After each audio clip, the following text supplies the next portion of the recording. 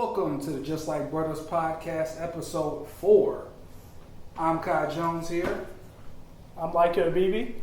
TJ Edwards. TJ Edwards, our first guest. Yes, he covers for the Mount Olive Tribune, of course, and so that means you cover Southern Wayne, Spring Creek, North Duplin, Mount Olive Athletics. Yep, that's it. And also, you're a Green Central alum. Yep. So, Snow Hill, stand up.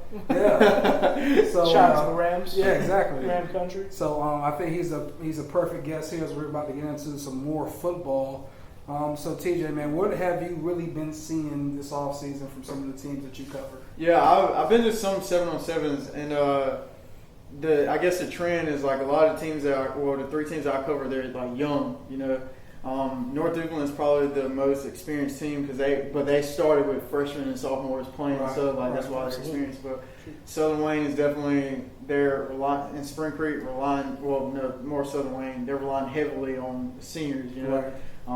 And these 7-on-7s have been just like things where the young kids can get some like playing time, you know, like recognize the defenses and stuff like that. So I don't know, man. They're just young. That's the best way to describe them. Right, and of course, even though North Duplin is not a team I cover, of course they play Princeton. And North Duplin, I think they just recently had a state championship run. What was it, 2 years ago now? Yeah, 2017, yeah. Yeah, so I mean, of course, whenever you have those type of runs, of course, a lot of times those seniors graduate, and now you got to rebuild it all over again. Yeah. It's a long process for sure. For sure, yeah. Right, and so we're gonna get also to a little bit of your background as well, man. So you went to college at Mount Olive, right? Yes, sir. Right, so how was it like, now being on the other side of that, covering them now? Yeah, it's kind of funny because like I didn't realize how much Mount Olive had to offer until I started working with the Mount Olive Tribune. Because when you're a student, you don't really pay attention to newspaper or like things going on in town or whatever. So it's super fun just getting to like see a bunch of people who I went to school with and like getting to cover them, getting to put them in the newspaper, getting to put them on different platforms and talking to coaches that like I was super cool with, and like now getting to interview them and things like that. And it made the transition easier too when after I graduated, because like I kind of had a rapport with the people who work in the athletic communications department, the AD, and other people like that. So transition was smooth. So it's been good. Right. And was this something that you always wanted to do? Well, I wanted to be a Marine for a long time. Oh wow, that's good. This is a drastic. That's a complete 180. Absolutely. Yeah. I went through a JRTC program at Green Central. And I was just like, I don't really know if that's what I want. And so I got into the yearbook program my last 2 years, and that's where I was like, man, I want to write and I want to take pictures and do stuff like that. So in a way, yes. Right. All right. So one of the things I know about you, you're one of my favorite photographers. Appreciate that. You do a lot. I need to learn from him. I'm still learning. So like as a big photographer person, I'm more of a video person. So what are some tips of the trade that you give out to people who want to be in photography? I think just being yourself, like being you. Like if you look at a magazine, like what do you like seeing? You know what I mean? Like, and that's like the pictures you should try to recreate, and don't try to go for like what other people shoot or things like that. You know what I mean? Like just be you. And like I like to focus on people's faces, because that's what people want to see. They want to see the reaction and things like that. So I don't know, the emotion. Like I heard that there's just like one quote. A good journalist like gets the action. A great journalist gets the reaction. So like that's what I try to like go for. Those are all words I use to describe photography. Emotion, interaction, reaction, action. Not really in any of those orders. It's just finding ways to make a picture resonate with people. Right. It's what makes photography so great. Right. For sure. 100%. Yeah. Now, where have you been? Because I heard that you have a big announcement to make as well. Well, I've been back and forth from 252 and 336. Over the last few weeks, months really, I kind of been consulting with some people working at very nice news entity in Lenore County. Okay. I'm sure you guys have heard of it. It's called New Snooze. All right. I've accepted a freelance role similar to what I do with the Daily Reflector and the Washington Daily News with New Snooze, and I'm really excited to be working with some really cool people, with B.J. Murphy, the founder, Brian Hanks, Junior Smith III, plenty of other really good people out there, and can't wait to get to work. And I'm excited for the opportunity. So that's kind of my announcement. Yeah. I'm joining New Snooze in a freelance role. Yeah, you should put that on the notes app and then put it on.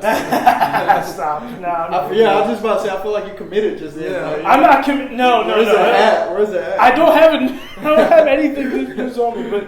But yeah, it's going to be a great opportunity. Hopefully I can try and resonate with those people out there, similar to what I did with the Free Press for about the last school year, pretty much. Yeah.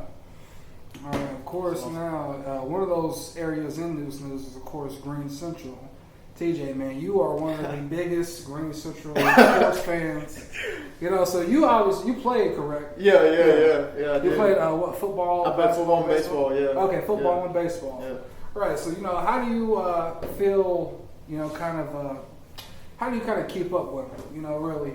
Honestly, you guys, like, no joke. Like whenever there's like a big game or something, like I look at y'all's Twitter and like try to keep up, and like I see the passion like that y'all put into it, and like that's what makes me follow y'all so much. Like as a fan, like it kind of I take off my sports journalism hat and like become a fan, like looking at, you know what I mean? So like, it's super cool. Yeah, I was able to cover most of Green Central, actually all of Green Central basketball's playoff run this year, all the way up to regionals. I think that's actually where I met TJ. I met TJ. I don't remember which playoff game it was. First flight. It was okay. That means it was the third round playoff game against First Flight. Yes, and we kind of connected there, and we've been following each other's work ever since. And he's a damn good photographer and writer. So I definitely go to bat for him. Appreciate that. Of course, now with Green Central, you guys are kind of transition period for football.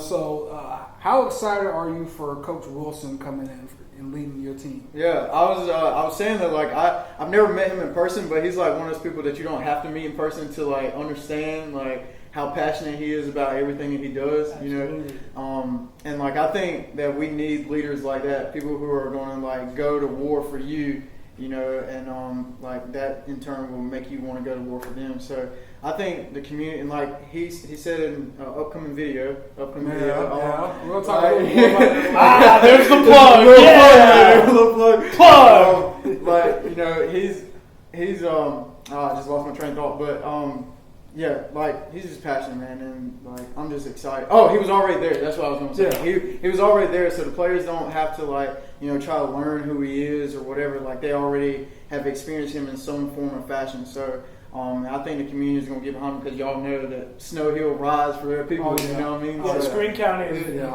They love their sports. Green County against the world, man. That's very great sports county. Yep. Right. So of course we're going to talk a little bit about that now. The building blocks. You got to see most of it while we're waiting for Leica to get here. Sorry, I was driving back from Greensboro. Yeah. But so you've seen a little bit about it. What do you really think about it, and why would you tell people to watch it, or if you wouldn't tell people to watch it? No, I would definitely tell people to watch it. Please watch it 100%. I love that you're like going to these schools and like showing the grind and the process, because a lot of people think, oh, you just show up on Friday nights or Thursday nights for JV, and it's like there's the product. Like that's just not what it is at all.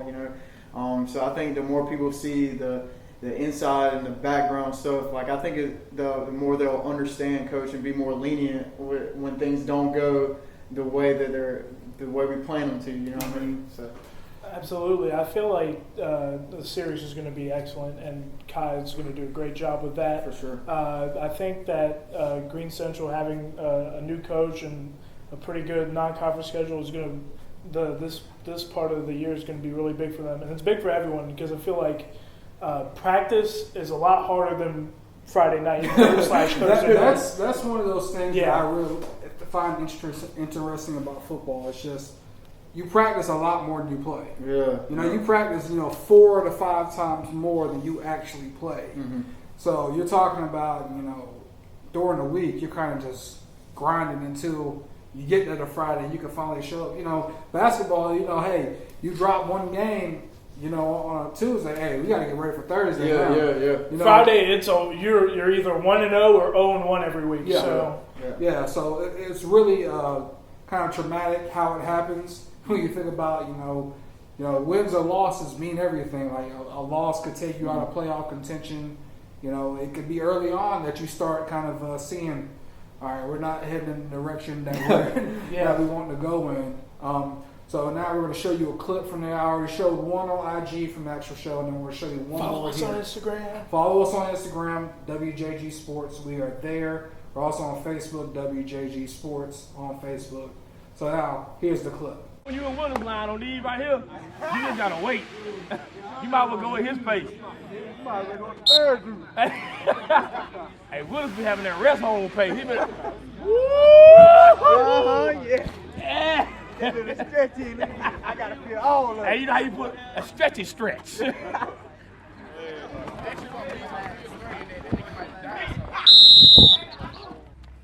right, it's a new day, new place. Yeah, we got the new weight room put up. So yes, as Debo pointed out, the jog and the run will be a little bit longer. But here's what I'm going to tell you. If we're hustling from spot to spot to spot, like we're supposed to, and I know that that's anywhere from 100 to 200 yards every time you do it, then I take that off of the conditioning or whatever it is at the end of the practice. We've definitely been focusing on the pace of practice. Everything has to be moving. Everything is quick. There's no last man to the drill. So that's, of course, a clip from that, but one of the schools I'm actually going to will be Spring Creek next Monday. Of course, recording this Monday, which is July 20th. So one of the schools I'm going to is Spring Creek. And, one of the things I find interesting about them is their independence now. So what was it like, kind of covering that?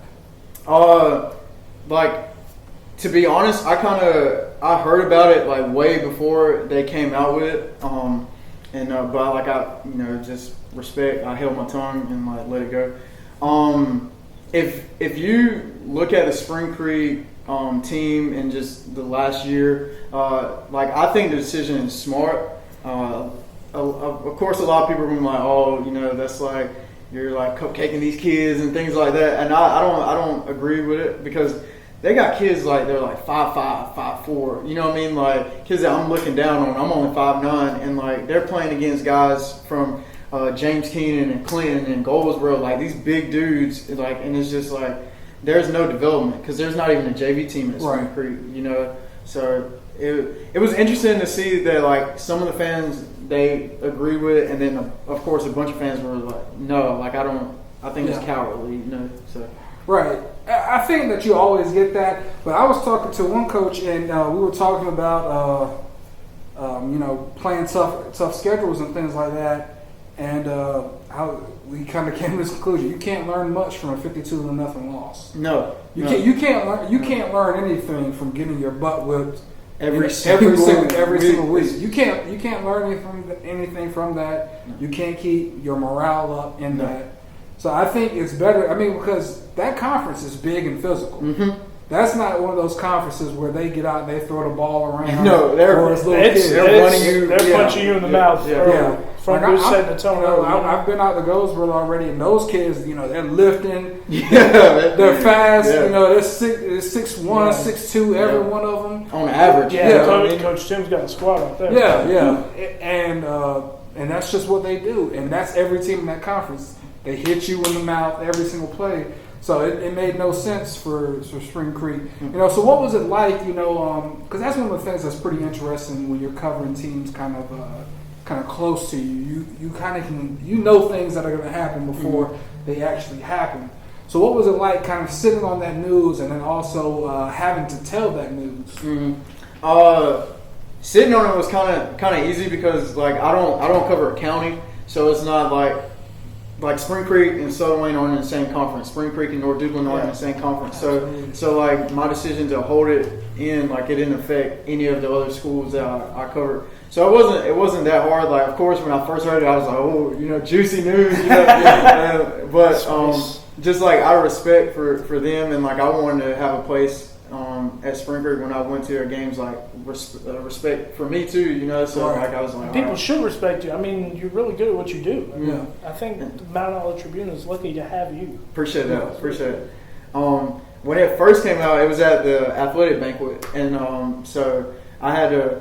When I wrote the story, I pretty much wrote about just the athletic banquet, but the bigger news was that the fact that they went independent. And I think more of the reaction was, I didn't really get the reaction around town, but on social media, there were so many people that quoted my tweet or quoted my story, and were like, I wonder, like, how like other schools feel about this or whatever, or this is cowardly or things like, and it was just tough because like we got to think, at the end of the day, no matter how much pride you have, we got to think about the kids. And like you said, if kids are losing 52-0 every single week, there's no way that they can develop. There's no development in that. That's just teaching you how to be a loser, And where do we succeed in that? We don't. So like, what do you think about the independence of football? I mean, because I think this is something interesting that you could possibly see happen more throughout the state. I think that it's kind of interesting that Spring Creek took this approach, and it could set a precedent for schools in the future to try and go through that if the situation arises. I think that it will cause a little bit of mixed reaction, similar to what TJ was referring to. But there's been some kind of rumblings of things that could potentially be coming in the future for schools all over the state. It's not just Spring Creek right around here, but it's a very interesting subject that is going to get touched on very soon. Right. I think it's so important too to say about Spring Creek. Like most schools have JV teams. Most schools have like a weight room team or JV team. Yeah. Like these guys don't even have a weight room. Like they have a closet that's the size of this like room right here. Of like weight. Like there's no way that like these kids can develop the same way that kids at other schools can. You know what I mean? So even though they'll be missing the playoffs, like I think the development is more important than wins and losses right now. Right. Yes, it's a process. It's about building up to becoming a better program, and sometimes resources aren't in place for that to happen, and it is frustrating for those kids that play, and I know they play as hard as they possibly can, but it's hard to match up with teams that are a lot more physical than they are, as Kai mentioned. Right, and I think. Spring Creek has always kind of had a little bit of this problem. When I remember growing up, I remember how bad Spring Creek football was. That was just something that was kind of a given. Like, you kind of knew, like, that wasn't the type of thing. They were always really a soccer type of school. It's just some schools, they just have an identity, and you can't change it. But with this coach, I do think that he's trying to at least give them a chance to develop and a chance to possibly win some games, versus, getting your teeth punched in for 6 to 7 games a year. That's the whole thing. When I talked to Coach Robinson a lot, just talking, and it's so much more important to have your fans or your family or whatever come to games, and they pay for a game, pay $7 to get into a game, that they're going to be in like, you know what I mean? Like in the fourth quarter, you have a chance to be in the football game, rather than like kids aren't even coming to games because they're like, oh, well, we just lost 63-0 last week. I know it was halftime. We see on TJ's Twitter that, oh, we're losing 42-0. You know what I mean? Like, that's tough on revenue. Yeah, and you got to be able to at least field a team that's worth coming to see at least. Absolutely. And so I think they're doing a good job with that. The interesting thing that I find interesting is another one of your schools is kind of right there in the middle of a kind of an interesting issue: split conferences. Southern Wayne is in that 3A, 4A conference. How do you think that kind of dynamic kind of helps and it also hurts Southern Wayne a little bit? me personally, I love competition and I thrive off competition. So I think it does nothing but help. And if you talk to Coach McClary, like he would say the same thing, because like if their non-conference schedule, I think all but one team made the playoffs last year in their non-conference schedule. So that sets them up. I think that one team was North Lenore. Yeah. Yeah, probably.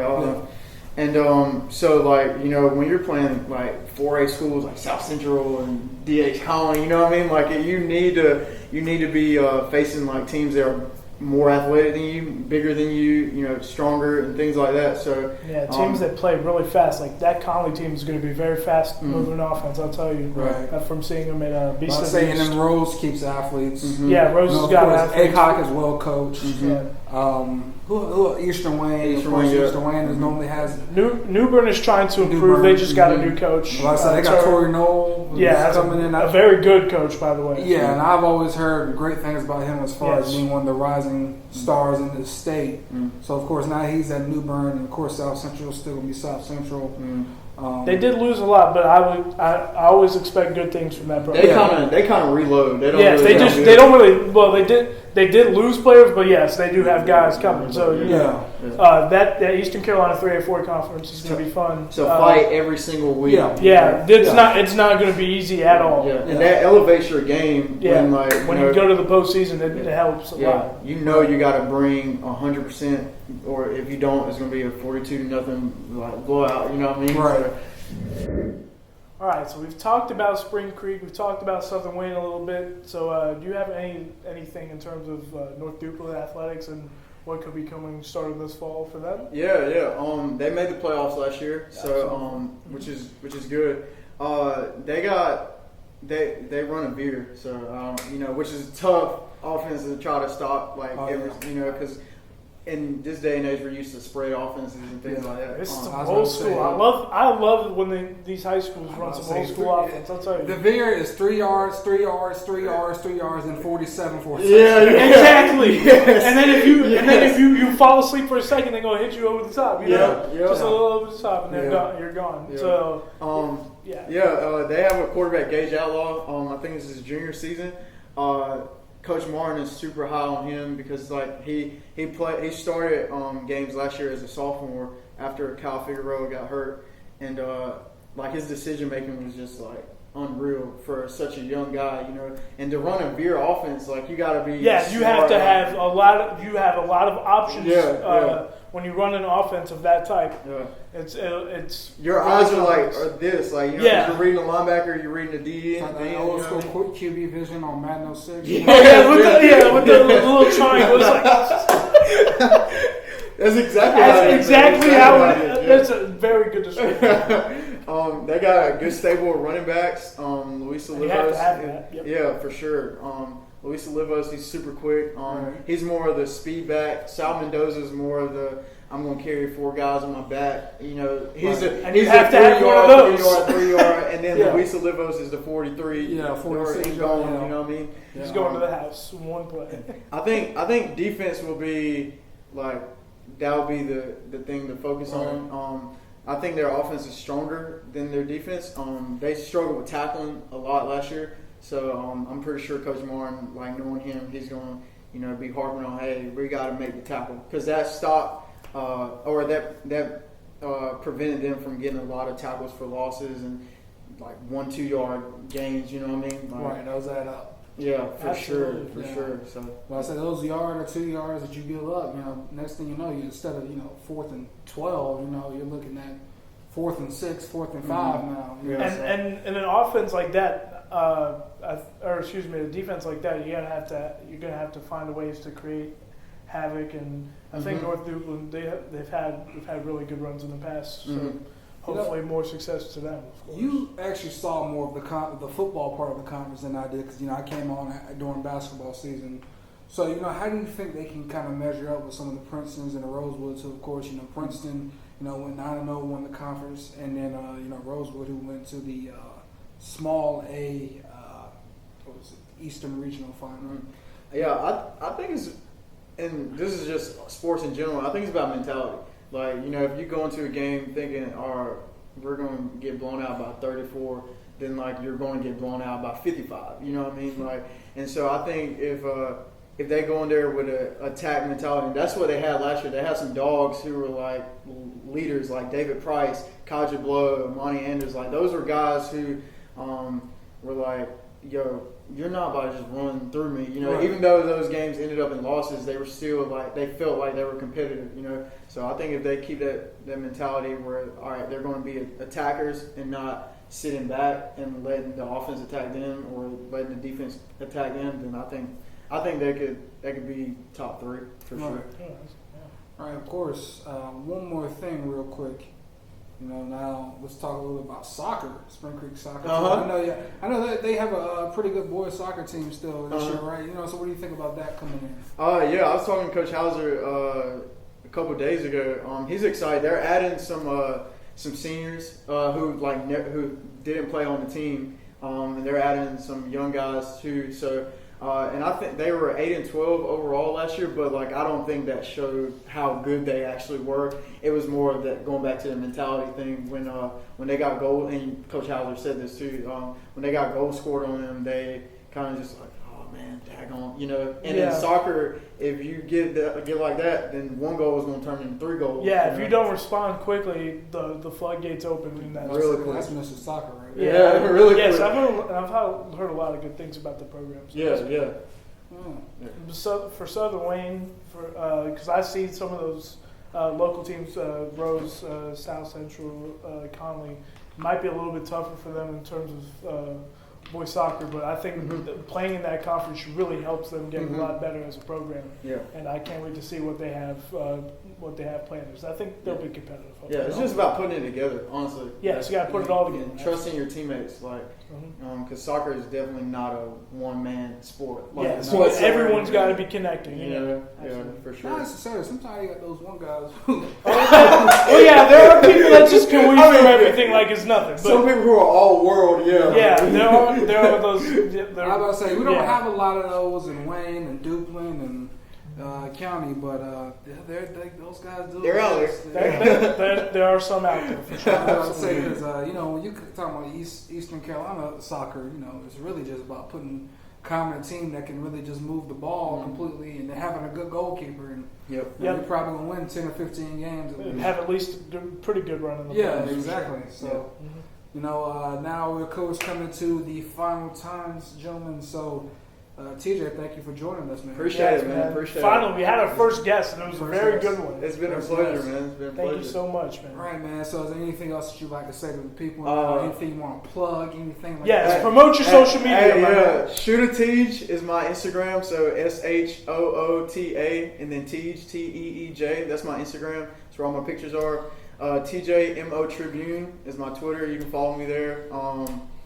And follow the Mount Olive Tribune. Yeah, follow Mount Olive Tribune Sports. I run all social media, so it's gonna be all me. But still, I would love to have your following. I guess. One more thing, 2-5 Snow Hill stand up. Hardly home, but always repping. Of course, you can't just not come here and not represent. You got to represent. Got to. But yes, thank you so much, TJ. Appreciate y'all, for sure, man. Yes, sir. Appreciate it. Thank y'all. All right, I think that's about it, gentlemen. Yeah. I think that was a really good show. I can't wait to get back on for episode 5. We'll see you later. Right, of course, and be watching Building Blocks August 1st. Let's get it. Yeah, coming.